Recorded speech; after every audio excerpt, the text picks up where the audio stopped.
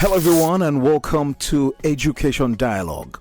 Smart Uzechi is my name. This is your favorite program, Education Dialogue on Inspiration 92.3 FM. This program is brought to you by Edugist and is proudly sponsored by Skilled Integrated Services. And of course, as usual, I'm your host today. You can call me Captain Smart. Today on the program, we're going to be discussing APEN, Redefining National Educational Values. For our ardent listener out there on Education Dialogue, and visit us to www.edugist.org. You know, of course, that our education sector is replete with many challenges, especially at the public school level, such as exclusion, infrastructure deficit, manpower shortage, funding information deficit, to just name a few. With the rot in the public education, establishment of private schools have been on the rise to salvage the situation for parents who can afford it. And with that comes another challenge: better value articulation for private education, which birthed the establishment of different associations to bridge the gap. On today's episode of the Education Dialogue, we will be talking to two representatives of the foremost associations founded in 2002. And that's the Association of Private Educators in Nigeria, otherwise known as APEN. We'll also learn more about their conference for this year and why you should consider attending that particular conference. You meet my guests, but not before we go on this very short break. When we come back, you'll be meeting my very distinguished guest on the program this afternoon. Please do join us again. Hello Lagos, join us every Thursday right here on Inspiration 92.3 FM from 3:30 to 4 p.m. for Education Dialogue by Edugist. On Education Dialogue, we bring together policymakers, education leaders, and parents to discuss issues, explore solutions, and drive positive change. With Edugist, education has a voice. Welcome back. In case you're joining us now, it's Education Dialogue here on 92.3 Inspiration FM. It's brought to you by Edugist and powered proudly by Skilled Integrated Services. Edugist is a newsroom and innovation lab, the leading platform for latest news and updates in education, scholarship opportunities, and cutting-edge interviews. You can visit the website at www.edugist.org. You can also follow on all social media handles on X, Instagram, LinkedIn, Facebook, and all of them, just to join the conversation there online at Edugist. We have two very wonderful guests in the studio here this afternoon. First off, we have Mrs. Bolanle Adewole. She's the founder and executive director of the Learning Place Montessori School, as well as TLP Center, both in Lekki here in Lagos. She's the chairperson of the Association of Private Educators in Nigeria's Conference Planning Committee. Originally a legal practitioner, so she's a learned friend. Bolanle certified in the theory and practice of the primary Montessori methods from St. Nicholas Montessori Center, London in 1995, and in the elementary Montessori methods from North American Montessori Center in Canada. She believes that every child can reach their full potential and promote equity in education. Her primary focus is on raising the next generation of leaders, and she stops at nothing to accomplish that particular goal. There's a lot about this guest of mine, but time will fail us to really go there. Let's say hello to Mrs. Bolanle Adewole. Good afternoon to you and welcome to the program. Good afternoon. Thank you so much for having me here today. I like your hair. Thank you so much. I like yours too. Thank you so much. And the second guest on the program this afternoon is Mr. Opesan. He's a learning leader. He's a member of the Association of Private Educators in Nigeria's Conference Planning Committee, CPC. Mr. Opesan's passion for education stems from his natural curiosity and insatiable appetite for learning. He has facilitated training for educators, parents, and students across 3 continents. Most of these seminars have been delivered in educational institutions such as Bridge House College, Day Waterman, and Cambridge University in the UK, as well as for organizations such as APEN, that's the Association of Private Educators in Nigeria. APEN, that's the Association of International School Educators of Nigeria, EDUMAC, and Lagos State, the OEQA, that's the Office of Education Quality Assurance. Opesan is Max Sports lead consultant, and he's a published author, a playwright, a filmmaker, and a keen sports person. So you can see that he's jack of all trade and master of all of them. He has been head for over 17 years in the following schools: Bridge House College, Oxbury Tutorial College, and Meadow Hall. He has also served APEN in several capacities, first as CEO, then as vice chair, and later as the coordinating principal of the Student Activities Group. Mr. Ola Opesan, it's so good to have you on Education Dialogue today. Thank you for having me, Captain Smart. It's a pleasure to be here with you. Thank you so much. So we're going to have this very wonderful conversation this evening. You can call us on the telephone 0700-923-923-923. That's the studio line. We'd love to hear from you. 0700-923-923-923, or you can send us a message on WhatsApp 0817-313-6193. You can also record voice notes and send to us to that number, but keep it short and simple and straight to the point. 45 seconds is advised. Today we're looking at redefining national educational values, and these two guests, they don't get better than that. So just sit back and enjoy the program. So let's start first off to ask you to tell us about APEN. Everything the listener out there needs to know about this association. Just walk us through it. So APEN is the Association of Private Educators in Nigeria. It was established in 2002 by visionaries and pioneers within the education ecosystem. And it's a team of about eight visionaries who believe so much in the promotion of good education. They had traveled away somewhere in South Africa many years ago and for a conference, and that was where the decision came to come back to Nigeria and set up APEN. Fast forward, APEN has been the leading private education association in Nigeria. We have been doing several things within the space, always making sure that we're blazing the trail and promoting all forward-thinking events and activities for schools and for teachers and for parents as well. We have lots of teacher training programs. We have association. The APEN has the Teacher Training Institute, so it's called the ATTI for short. ATTI is the part of APEN that organizes teacher training programs. We do this every month, and then we also have a proper certified program coming up for teachers so that we make sure that we get the best of them. We also have student programs that we constantly are having. We would invite schools for programs like debates, spelling bee, just things, enriching, stimulating activities that would help the child get the best, in terms of what they need for education. We also have events for parents as well.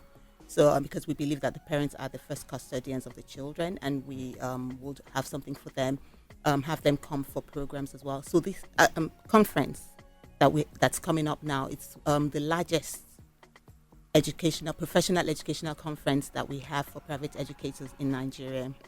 It's been going on since 14 years ago. We've been consistent. The only year we didn't have the APEN conference was in 2020, and that's because of the COVID, the pandemic worldwide.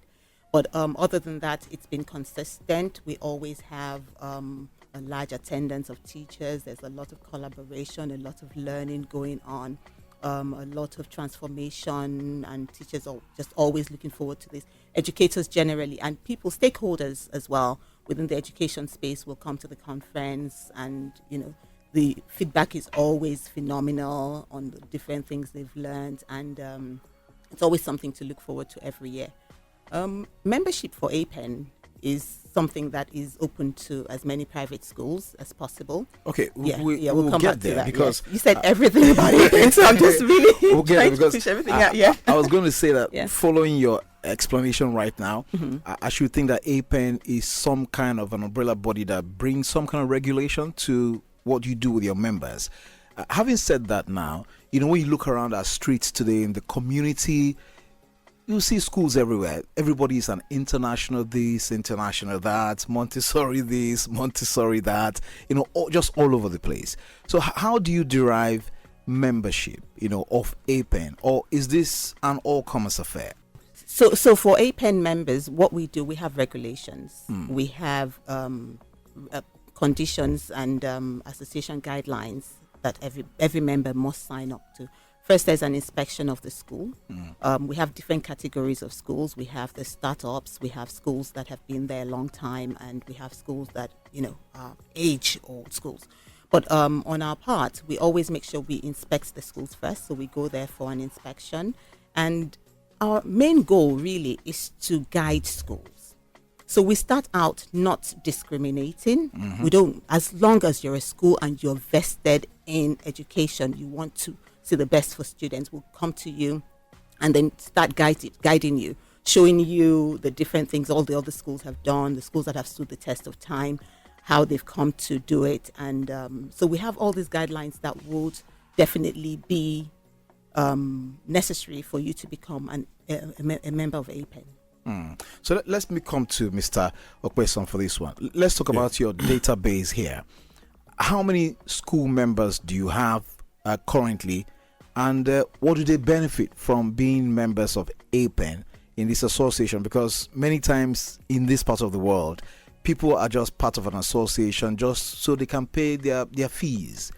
What's in it for your members? Yes, there are fees to be paid, and there are many benefits for members. So for school owners, for the staff of the school, there's training, and you're able to have work with your colleagues and find out things which you share in common and how you can tackle these challenges. You can imagine with the current economic situation how people need to support each other and see what's happening in different schools.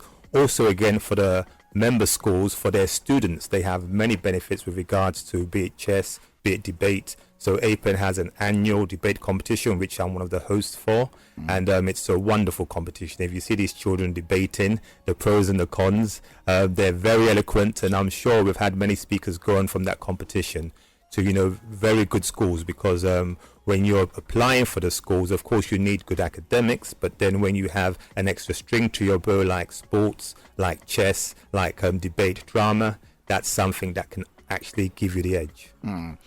Brilliant. And now let's go to, like in local parlance, we say the cocoa of the matter. let's go there now. That's why you're here today. Part of the reason you're here today, this annual conference, Mr. Opesan just mentioned now, this year has a theme, very interesting, very enriching as well. Ethical intelligence, redefining educational values. Tell us more about this conference, which is just 2 weeks away from today, and the choice of this particular theme, ethical intelligence, redefining educational values. Why did you go that way? Okay.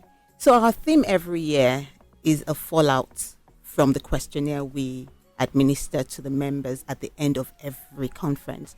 So we'll ask them what they would like to see or what they would like to know more of. Last year it was artificial intelligence, and this year it became ethical intelligence, because we found that many more people wanted to talk about morals, about ethics, about standards for children and all of that. So that's how it came to be.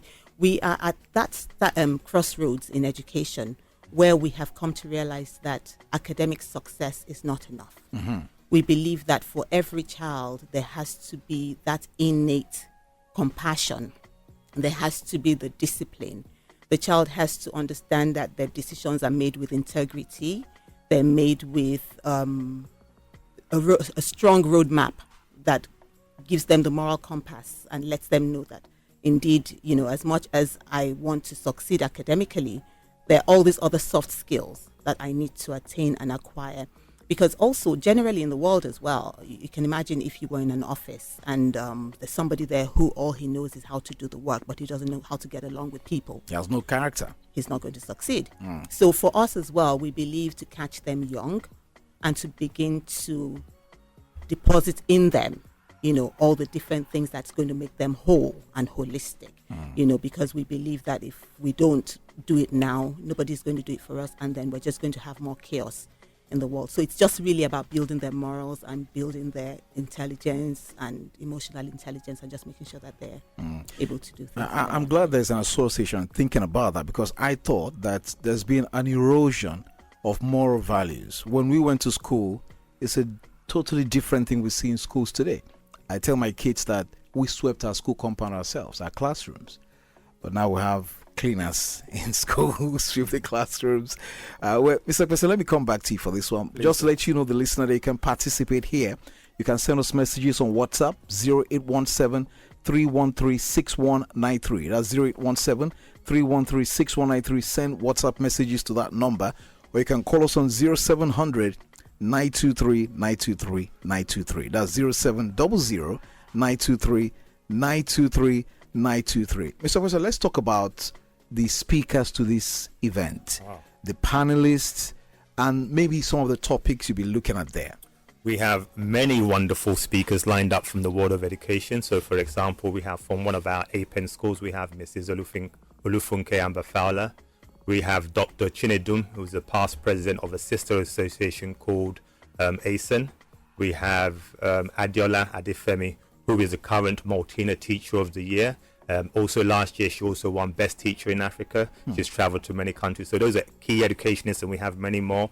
People who are not educationists, but really they are in the educational sphere. You have someone like Tunde Onakoya, and you have someone who's a very good friend of mine, whose name is Usen Udo, and he is let's just call him a HR expert. He's worked with Dangote, he's worked with Accenture. So we have many, up to as many as about 30 key speakers, 30 well-renowned speakers who people will be looking forward to, and they're going to benefit so much from. And who are you expecting to attend this event? Is it an open event that anybody can attend, even people outside of your association? And what should they be looking forward to as they come? Okay, so yes, anybody who's going to pay the fee can come. Oh, there's a fee. There's a fee. There's a fee. Mainly it's for educators. So let's just break down that category of educators. You have the school owners, you have administrators, people who are not in the classroom or who are not on the academic side, so administrators, and then you have teachers themselves, you had head teachers. We even have parents come along as well. So that's the categories of people in a nutshell that we're catering for. And of course, in terms of learning, so, we've been asked this question so often in terms of character, academics, choose. And now we're telling people we don't have to choose. Yes, AI has come in. And this was a big question from last year when our theme was artificial intelligence. AI itself, is it neutral? And you have to start to negotiate this space to find out how you can not direct your students, but at least give them a good platform so that when they go out into the wider world they're well grounded to be able to excel and fulfill potential. I envisage this to be some kind of a fair, gathering of schools out there. Can you tell us about if there will be exhibitors at this event? You tell us more about that. Yes, there will be several exhibitors at the event, but first I would also like to add to what Mr. Opesan said, that there are also angel sponsors. So there are people who may not be able to afford it. We're actually seeking people to pay for an educator. So that would also be part of what, so if you don't have the money, but you want to attend, let us know. And angel sponsors also, we're calling out to you to please sponsor us as well. So we have loads of... Let me announce, since you have said that. So you can send us a message on 0817 313 6193 while we're here in the studio. And I'm sure before they leave, they'll have to drop a number where you can reach them outside of the studio. Or you can just call us live, 0700 923 923 923 for any inquiries you may have concerning this program that is coming very soon. You can go ahead now. So we have tons of we have sponsors, tons of sponsors, but I'll just mention a few. We have Edugist, who has brought us here today. We have SKLD as part of our sponsors. We have Jewel Aida, the venue we're using. We have Sproutly. We have Edvest. We have Chronicle Software, Success Tab, SLT, Light Foundation, and several others. So we do have sponsors that are supporting us, because the conference we have, the magnitude of what we do is not something that we can do alone and be successful. So as much as we charge for the conference. What we charge is just really nominal compared to what is actually spent for the conference. Then we have exhibitors as well. We have several exhibitors, but I'll just mention a few also of those. We have Marcel Hughes, we have the Learning Craft, we have EduMac Consult, we have Love World, Educational Resource, SKLD, Speedview, several. It's a huge gathering. It is a big conference. Yeah. Yes, it is. It's a huge gathering. 0700-923-923-923. Should you have any questions or clarifications you want to seek on the program, my guests are ready to really answer. Is there any other thing you want to put out there for the listener to know, especially those who are outside of the association who want to attend? Why should they come? Why should you come? You should come because you want to make a lasting difference in the life of the child that you work with. You want the character of the child to be molded. You want to learn several versatile ways of working with children and bringing out the best in them. You want to come there because you want to meet other educators. You want to be able to collaborate, expand your network, and be able to just do things within your field, spread your wings, fly, do as many things as you need to do. And I believe, more than anything else, it's transformative. There has been nobody who's been for the conference in the past that has not had something to take away or that has not had a feedback to give us. Even I, as old as I am in the education space, well, not as old as those visionaries that I talked about earlier, every year I go for the conference, I take things away. I take new things away. So it's very important. And for those who also like to continue empowering themselves with knowledge, it's also the conference to come to. That way you get to know what's happening, the cutting edge methods, the best practice that is existing in this time and age, and it's just endless. It's definitely a must attend for all educators. Very quickly, Mr. President. So if I just add to that, we've got the different categories, sessions who are catered for school owners, for administrators, for those in the academic line, and for parents as well. And it touches on the 3 pillars of education: your curriculum, your pedagogy, your assessment. Let me ask you this question. Do we have students in schools today failing classes, repeating classes, like we had back in the day? Well, we don't call it that name anymore.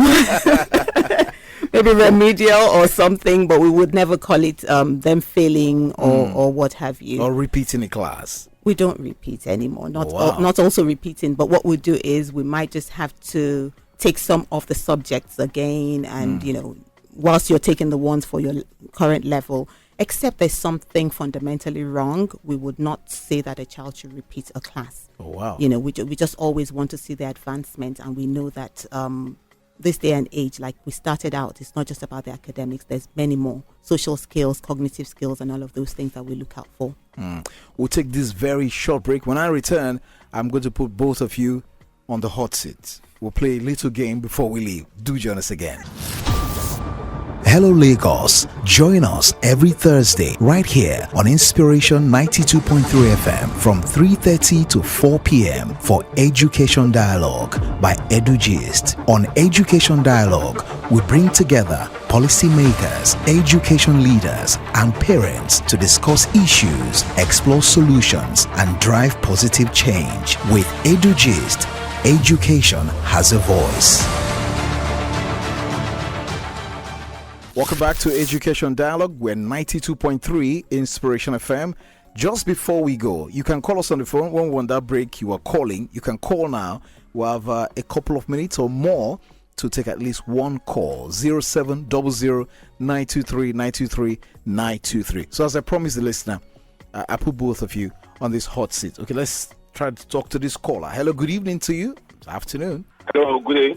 Yes, I can hear you. Good afternoon. Tell us your name and where you're calling from. My name is Adewole from Oshodi, Lagos, Nigeria. Speak to us quickly in 30 seconds. Yes, I really want to commend the effort of the organizer. That's the best thing to go in this direction. But I want to say that they need our own suburb, this Oshodi, where you have a lot of mass crowd.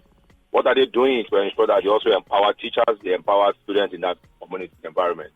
Thank you. Thank you so much. So very quickly, is this an elitist empowerment scheme, or you can also go to the hinterlands? That's his question. We do go to the hinterlands and we do support I wouldn't say less privileged, but people who like the middle class, middle class, lower class. Yes, and we also go to the grassroots as well. So we will go to the grassroots and have charitable programs and those types of things that we do. Advocacy. So we actually have advocacy as part of our key units. So there's something for everyone. There's something for everyone, definitely. Absolutely. Yes. Yeah. And just because he mentioned Oshodi, Tunde Onakoya, who is one of our keynote speakers, as we know, if you know about his background, he started his chess program in Oshodi, under the bridge there. And so he's coming, and I know some of our APEN schools have worked with him before, and that's the reason why he's coming to conference this year to tell us more about his program. And I'm sure even at that program, he'll get a number of people as well who would want to support him in what he's doing in Oshodi and in other areas as well. So we have Oshodi now, and we have Banana Island. We have Ikoyi, we have Ikorodu. So both of you, one person for public school and one person for private school. So you choose one and give me the reason. Anyone you choose is your choice. So who goes first? Public school for me. Public school. Why is that? Because we need to get into the public schools and really improve the quality of the education, and where we can, infrastructure. And basically it's a partnership, because, you know, I keep harping back to this point that when you look at the Olympics, how can a country like ours go to the Olympics and come back with 0 medals? Exactly.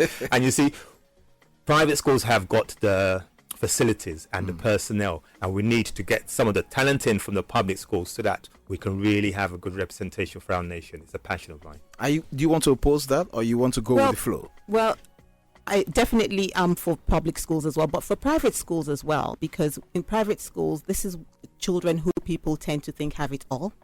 And because they think they have it all, they might get missing in the cracks. They might just, be lost there. So they also need the support. They need people to be able to teach them and be able to guide them. So for private schools, as much as what they just have is the money.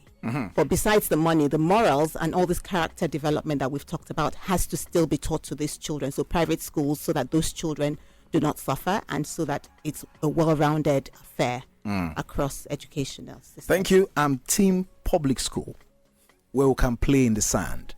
And that takes us to the end of the show today. We play in the sand in private schools too. I don't see plenty sand. We write in the sand. That's our show today on Education Dialogue on Inspiration 92.3 FM. It's been a production of Edugist with the mission of amplifying the education conversation in Nigeria. And it's proudly sponsored by Skilled Integrated Services. Join us again, same time, same station next week for another interesting edition. You can visit www.edugist.org and follow on all the social media handles at Edugist. Join the conversation online. Captain Smart is my name. See you next time.